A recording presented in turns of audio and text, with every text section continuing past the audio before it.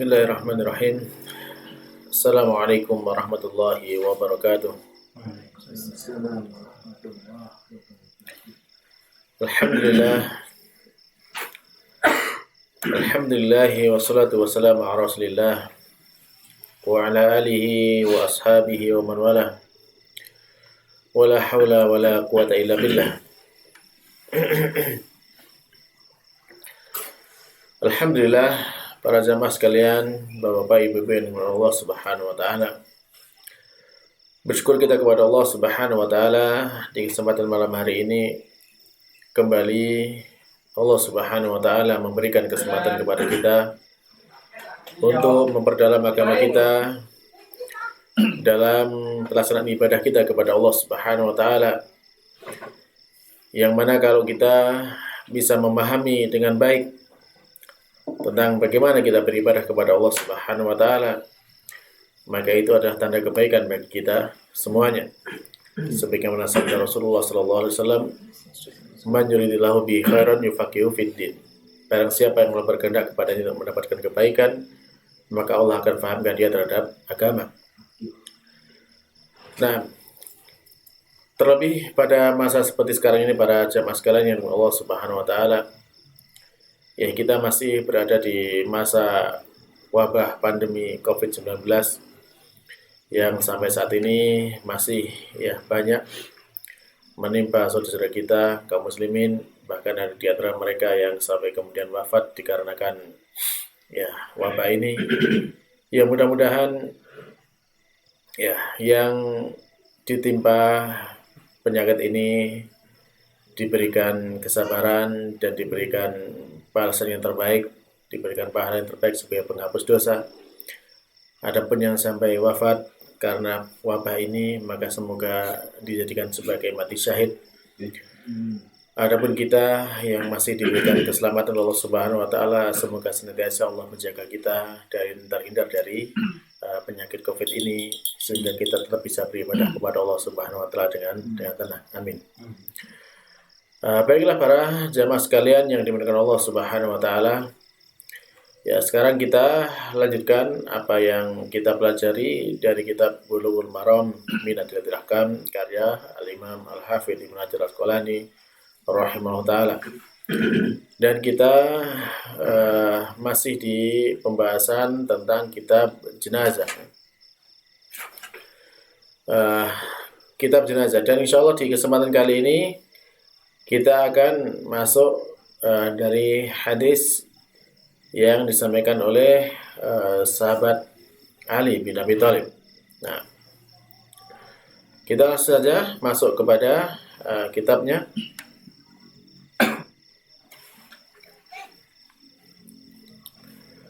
Nah, bisanadi al-muttasil ilal muallif rahimahullah taala, dengan sanad saya yang bersambung sampai kepada muallif al-Imam Al-Hafidz Ibnu Hajar Al-Asqalani rahimahullah taala. Qala, beliau berkata, wa an Ali radhiyallahu anhu qala, sami'tu an-nabiyya sallallahu alaihi wasallam yaqul, la taghalau fil kafan fa innahu yuslaba sari'an.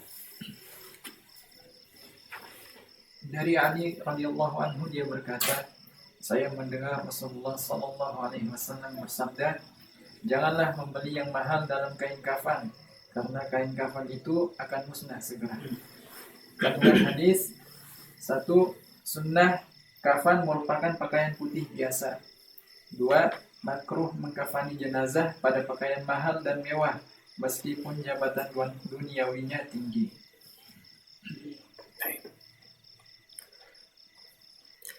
Baiklah para jamaah sekalian yang Allah Subhanahu wa taala, ya, hadis ini menerangkan kepada kita tentang sebenarnya apa sih yang kita gunakan untuk kafan tersebut.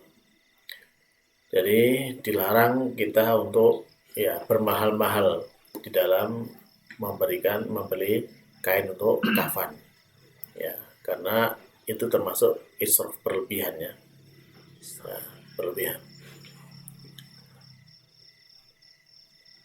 Nah, kenapa kok seperti itu? Ya alasannya karena kafan itu kan akan cepat rusak kan gitu, karena dia di dalam tanah. Ya.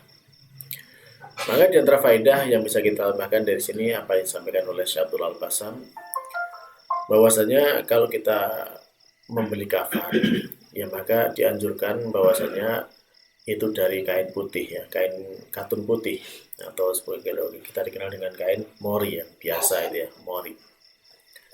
Ya supaya ya memang itu apapun kedudukannya di dunia ketika sudah meninggal sama saja. Ya, sama saja sehingga tidak perlu dibedakan untuk kain kafannya. Misalkan orang yang pejabat atau orang kaya kemudian dibelikan kain yang mahal, tidak perlu. Karena tidak manfaat, tidak ada gunanya yang seperti itu. Ya.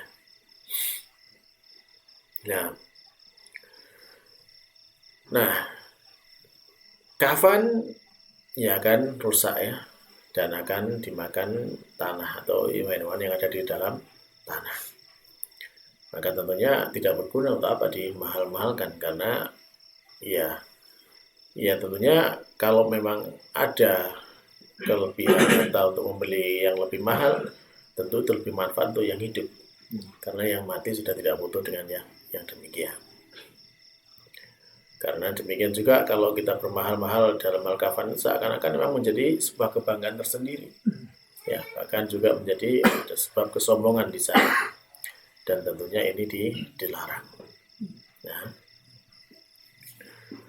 baik, kita lanjutkan kepada hadis yang berikutnya. Bisa nadil mutasil ilal muallif rahimahullah ta'ala, dengan selesai bersambung sampai kepada muallif al-imam al-hafidh Ibnu Hajar al-Asqalani. Qala, beliau berkata, wa an Aisyah radhiyallahu anha, dan an Nabi sallallahu alaihi wasallam qala laha, lau mutti qabli lam siltuki. Al-hadis rawahu Ahmad wa Ibnu Majah wa sahahu Ibnu Hibban. Dari Aisyah radhiyallahu anha, bahwasanya Nabi Shallallahu alaihi wasallam bersabda padanya, seandainya engkau meninggal sebelum aku, akan kumandikan engkau. Hadis riwayat Ahmad dan Ibnu Majah dan disahihkan oleh Ibnu Hibban. Kandungan hadis, lelaki boleh memandikan istrinya yang meninggal, dan demikian pula sebaliknya. Ini pendapat jumhur ulama. Baik. Nah, hadis ini ya memperjelas kepada kita tentang apa yang sudah kita pelajari sebelumnya ya. Jadi bahwasanya ketika seorang suami meninggal, maka dia boleh dimandikan istrinya, dan juga sebaliknya istri yang meninggal boleh dimandikan oleh suaminya. Nah, baik, kita lanjutkan kepada hadis yang berikutnya. Bisa nanti mutasil ilal muallif, dengan cara saya bersama sampai kepada muallif al-imam al-hafidh Ibnu Hajar al-Asqalani rahimahullah ta'ala. Beliau berkata, wa an Asma binti Umais radhiyallahu anha anna Fatimah radhiyallahu anha awsat an yuwassilaha Aliyun radhiyallahu anhu, rawahu Daruqutni. Dari Asma binti Umais radhiyallahu anha, bahwasanya Fatimah telah berwasiat agar dimandikan oleh Ali radhiyallahu anhu. Hadis riwayat Daruqutni. Kandungan hadis: 1. Lelaki boleh memandikan istrinya dan anak perempuannya yang belum berumur 7 tahun. 2. Wanita boleh memandikan suaminya yang meninggal. 3. Lelaki haram memandikan wanita, dan demikian pula sebaliknya, meskipun ada hubungan mahram, kecuali pasangan suami istri. Nah, hadis ini juga masih memperjelas pembahasan kita tentang bagaimana hukumnya seorang istri dimandikan oleh suami ketika wafat. Nah, tambahan faedah dari kedua hadis ini disampaikan oleh Syaikhul Al-Basam, bahwasanya hukum asalnya ya haram ya laki-laki memandikan perempuan. Demikian juga sebaliknya perempuan memandikan laki-laki. Ya. meskipun itu mahramnya, ya meskipun itu mahramnya, maka tidak diperbolehkan.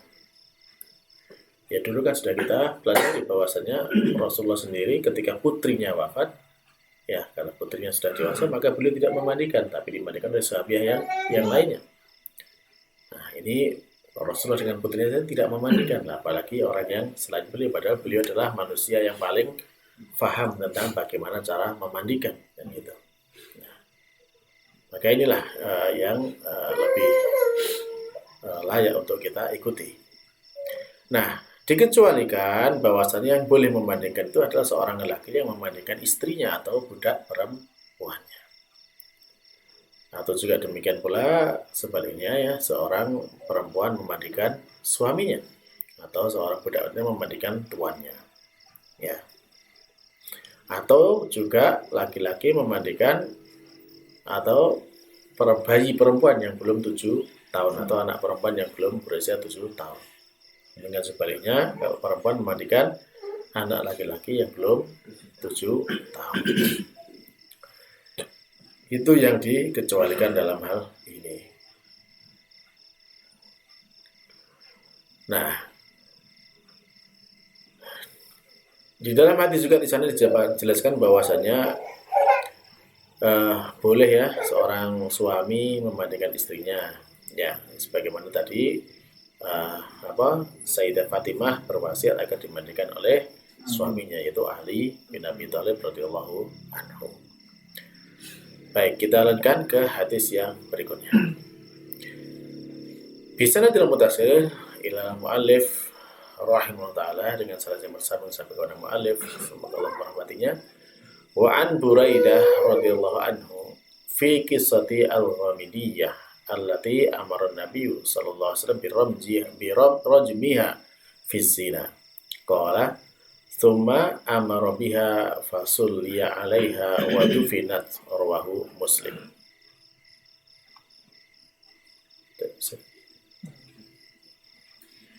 Dari Buraidah radhiyallahu anha tentang kisah seorang Ghamidiyah yang mati karena diperintah oleh Nabi SAW agar dirajam sebab zina.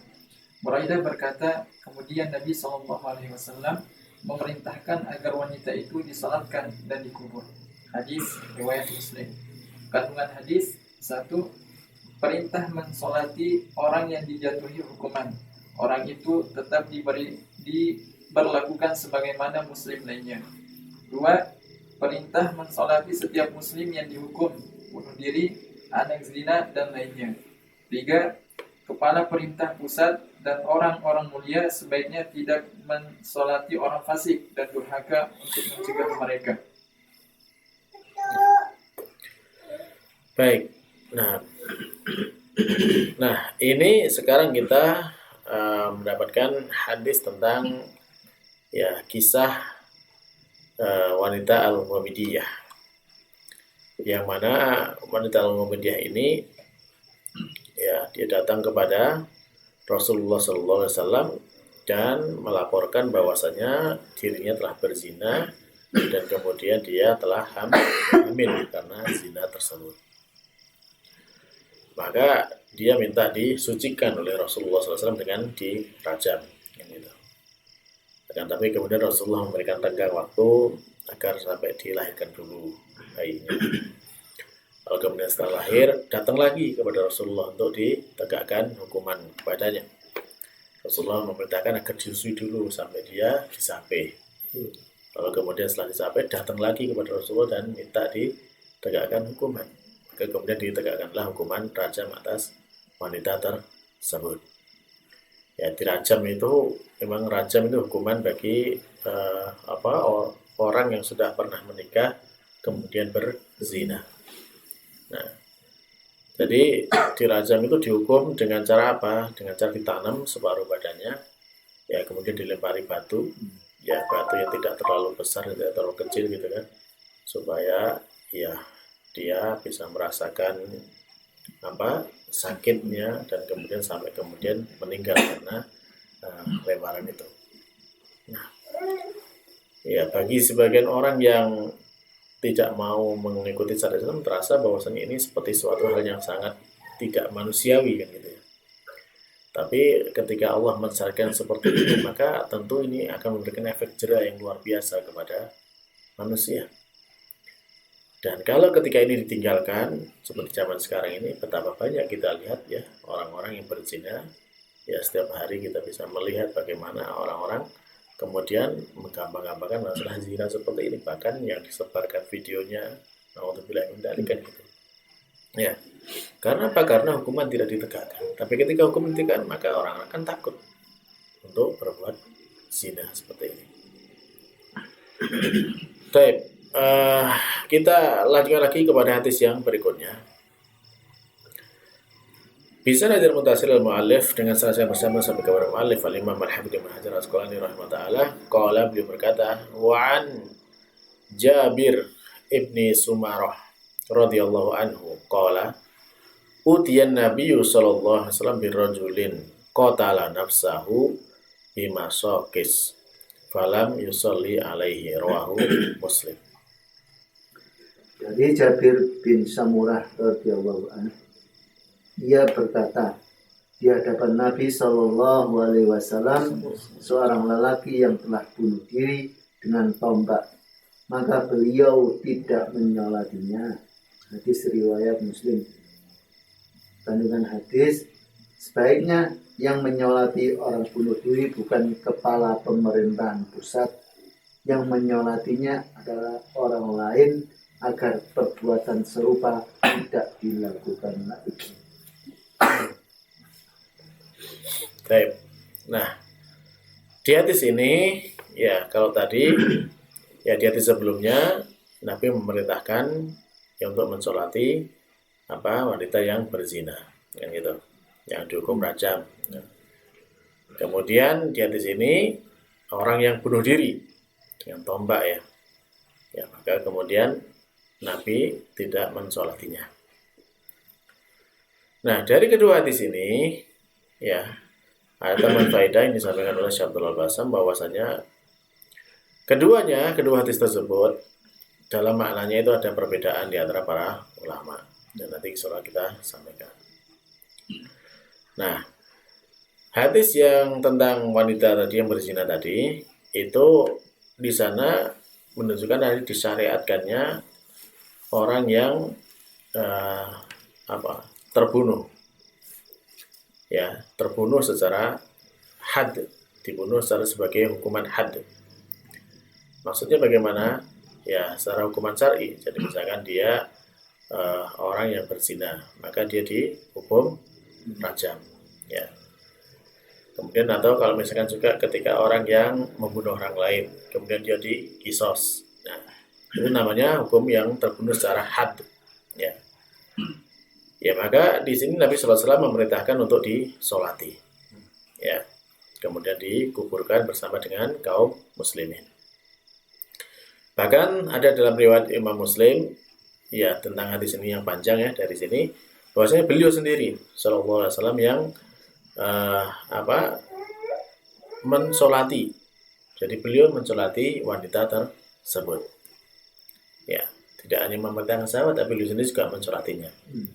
Itu ada di dalam salah satu riwayat tentang riwayat wanita Muhammadiyah ini.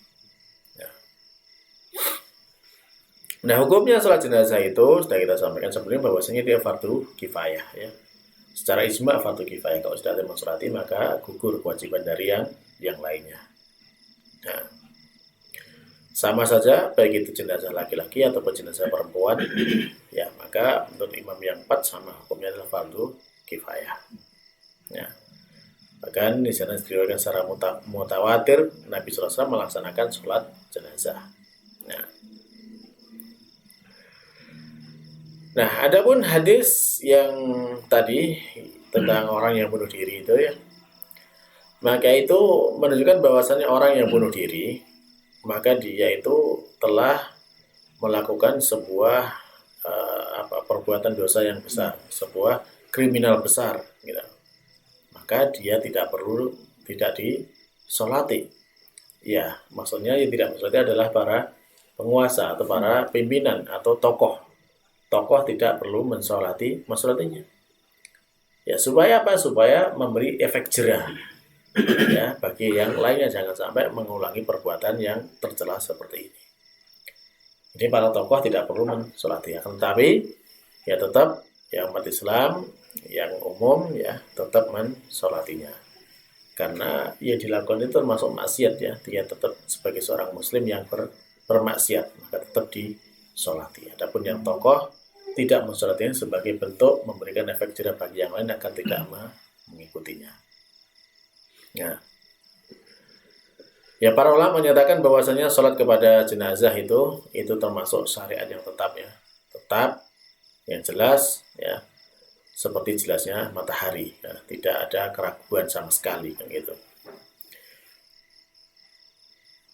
Dan nama jenazah di masa Nabi Sallallahu Alaihi Wasallam itu tidak pernah ada jenazah yang tidak disolati, jenazah umat Islam tentunya. Jenazah umat Islam tidak ada yang tidak disolati.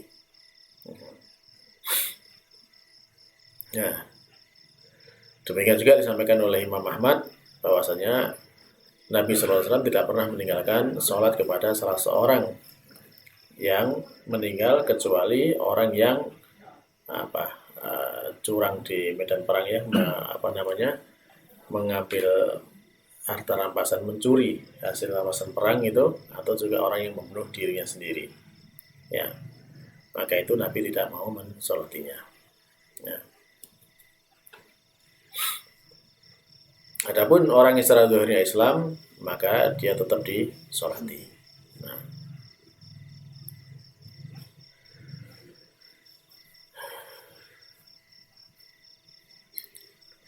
ya baik. Di antara perbedaan para ulama bahwasanya ya kalau sholat jenazah itu hukumnya fardu kifayah, itu hukumnya ijma ya. Dan Syekhul Islam menyatakan bahwasanya fardu kifayah apabila sudah dilaksanakan oleh sebagian orang maka gugur kewajiban bagi ya, yang lain yang tidak berdosa yang lain. Dan sholat jenazah ini termasuk kekhususan umat Islam ini ya, karena di sana umat Islam itu selain umat Islam tidak ada namanya sholat untuk orang yang sudah meninggal, tidak ada ya, hanya ada di dalam umat Islam. Ada pun dari khilaf di antara para ulama, misalkan dalam mazhab Imam Abu Hanifah ya, yang tidak disolati itu ada 4 ya, ada 4 seperti pemberontak, begal, terus kemudian juga orang yang bermaksiat dalam bentuk kedoliman dan pelaku dosa besar ya. Nah, itu tidak disolati. Adapun yang tadi disampaikan bahwasanya kalau di mazhab Imam Malik yang tidak, maksudnya yang tidak mensolati tidak penguasa, para tokoh yang tidak mensolati. Adapun umat muslim yang lain tetap mensolatinya selama dia muslim ya. Dalam mazhab Imam Malik ya, tidak disolati orang yang dibunuh secara had atau kisos ya. Tadi had ya, had kalau dia misalkan tadi berzina, mukson ya secara had, atau kisos ketika dia membunuh dan membunuh orang lain. Dalam mazhab Syafi'i ya disolati semuanya ya, disolati semuanya meskipun dia bermaksiat tetap disolati karena dia masih seaku orang muslim ya. Itu diantara perbedaan para ulama. Baik, kita lanjutkan saja pada hadis yang berikutnya.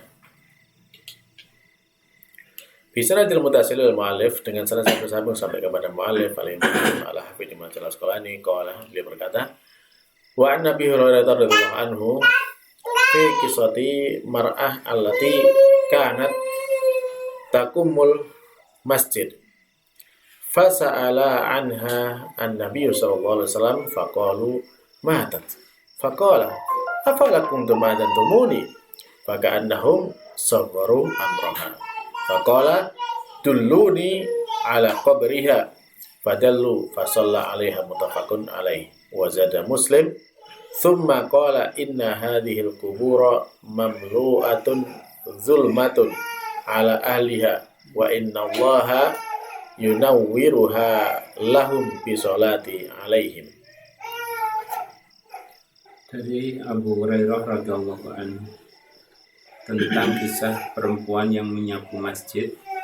Nabi Shallallahu Alaihi Wasallam menanyakannya. Para sahabat menjawab, ia telah meninggal. Maka Nabi Shallallahu Alaihi Wasallam bersabda, mengapa kamu tidak memberitahuku? Seolah-olah para sahabat menganggap kecil urusannya. Kemudian beliau bersabda, tunjukkanlah aku kuburnya. Para sahabat menunjukkannya. Kemudian Rasulullah SAW mensolati di atas kuburannya. Hadis riwayat Bukhari dan Muslim.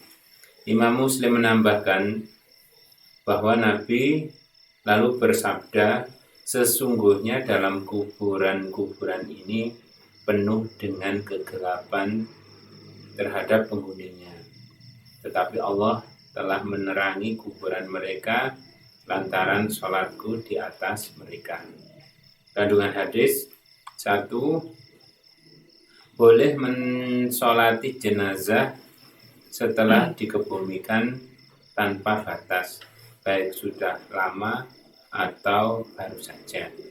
2. Boleh sholat jenazah dikubur bagi yang terlambat mensolatinya. 3. Sunnah memberitahukan kepada kerabat, teman, dan orang yang berhubungan dengan jenazah. Ini bukan termasuk pemberitaan kematian yang dilarang. 4. Kubur bisa gelap dan bisa terang. 5. Nabi SAW orang yang tawadu dan kasih sayang. 6. Doa berguna bagi orang mati ketika sholat dan di luar sholat. 7. Larangan menghina muslim meskipun derajatnya rendah.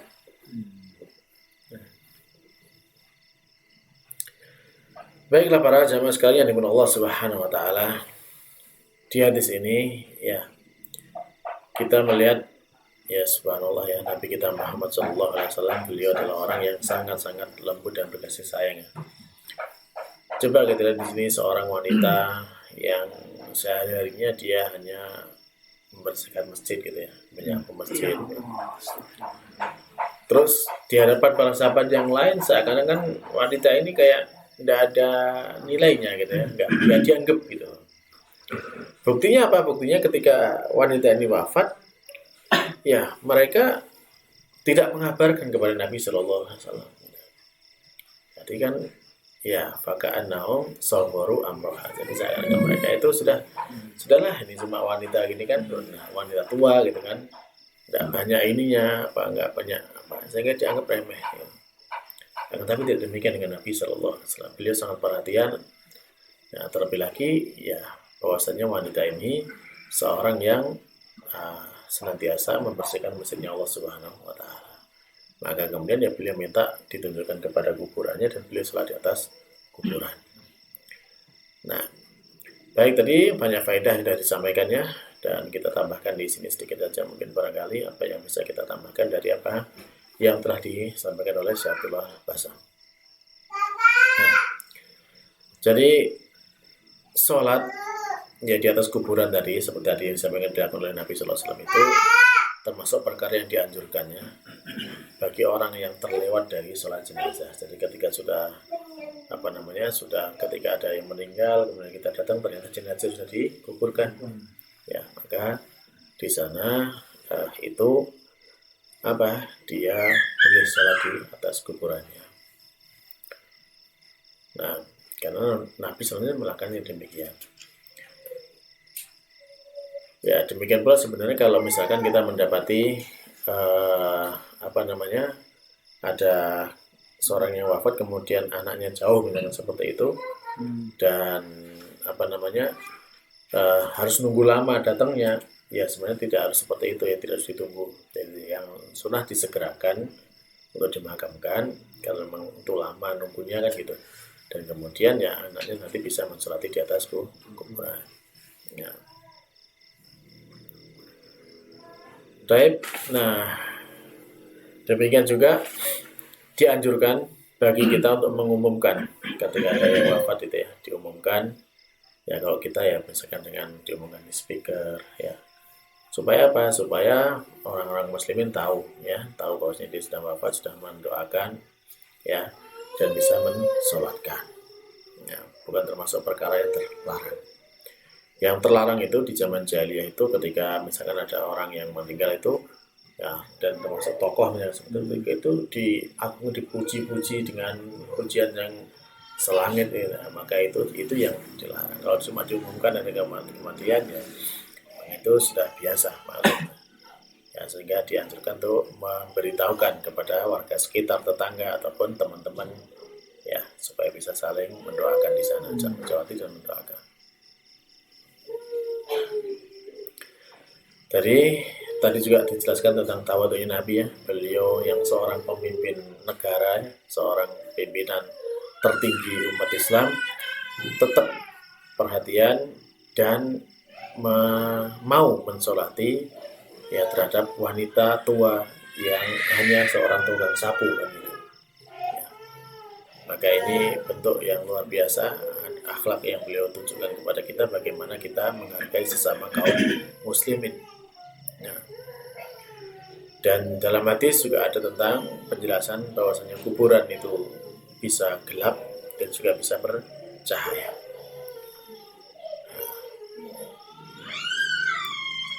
Dan di dalamnya kita juga menjelaskan adanya barokahnya Nabi Shallallahu Alaihi Wasallam dan terkabulnya doanya beliau, yang mana kemudian menjadikan sebab kuburan bercahaya atas doa beliau. Ya, atas doanya beliau.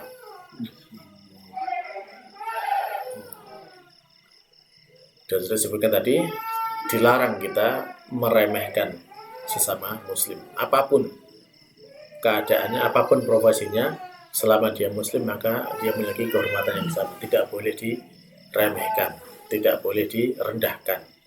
Ya, apalagi sampai dibuli, naudzubillah min dzalik. Nah.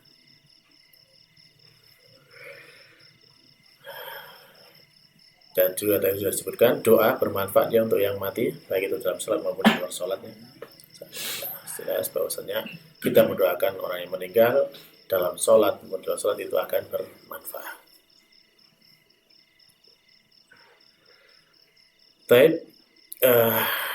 Nabi Muhammad SAW beliau manusia biasa ya. Ya, beliau tidak bisa memberikan manfaat, tidak bisa menolak mendorot jauh dari seorang pun. Kalau beliau bisa melakukannya demikian, ya tentu bahwasanya beliau bisa melakukan tanpa perlu berdoa. Akan tapi ketika beliau ingin memberikan manfaat kepada seseorang, maka beliau minta kepada Allah Subhanahu wa Ta'ala. Dan barulah kemudian Allah yang memberikan manfaat kepada orang lain. Jadi sebuah hal yang salah kalau kemudian kita menganggap Nabi itu bisa memberikan manfaat dan manfaat kepada orang yang sudah meninggal. Ya, sehingga kita minta kepada beliau untuk memberikan itu sebuah hal yang salah. Karena beliau sendiri itu minta kepada Allah Subhanahu, berdoa kepada Allah Subhanahu wa Ta'ala. Dan tentunya kalau kita ingin didoakan Nabi, ya ketika masih hidup beliau. Ketika beliau sudah wafat, ya maka beliau tidak bisa mendoakan bagi orang yang hidup. Nah, dan termasuk di sana bahwasanya ada penetapan sebab ya. Sebab seseorang itu bisa mendapatkan manfaat setelah wafat, yaitu dengan berdoa. Baik, para pemirsa, para jamaah sekalian Allah Subhanahu wa Ta'ala, ya mungkin ini dulu yang bisa kita baca di kesempatan malam hari ini. Ya, mudah-mudahan apa yang telah kita pelajari ini ya sedikit demi sedikit yang bisa memberikan manfaat kepada kita dan semakin ya memperbagus ibadah kita kepada Allah Subhanahu wa Ta'ala, khususnya terkait dengan bagaimana kita memperlakukan jenazah yang ada dari saudara kita kaum muslimin. Tapi sebelum diakhiri, mungkin barangkali ada tambahan dari para jamaah sekalian, dari Bapak atau Ibu, mungkin ada yang mau menambahkan, silakan.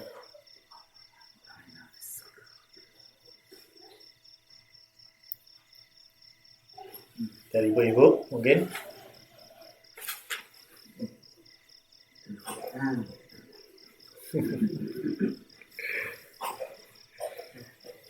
Baik, alhamdulillah kalau tidak ada yang mudah-mudahan jelas ya apa yang kita sampaikan. Dan sekali lagi kita memohon kepada Allah Subhanahu wa taala agar senantiasa diberikan kepada kita istiqomah ya dalam kebaikan hingga kita mendapatkan husnul khotimah dan kita masuk ke dalam jannah insyaallah. Amin. Kita cukupkan sekian dulu untuk pertemuan di malam hari ini dan kita tutup dengan doa kafaratul majelis. Subhanakallahumma rabbana wa bihamdika asyhadu an la ilaha illa anta astaghfiruka wa atubu ilaik. Wassalamualaikum warahmatullahi wabarakatuh. Waalaikumsalam.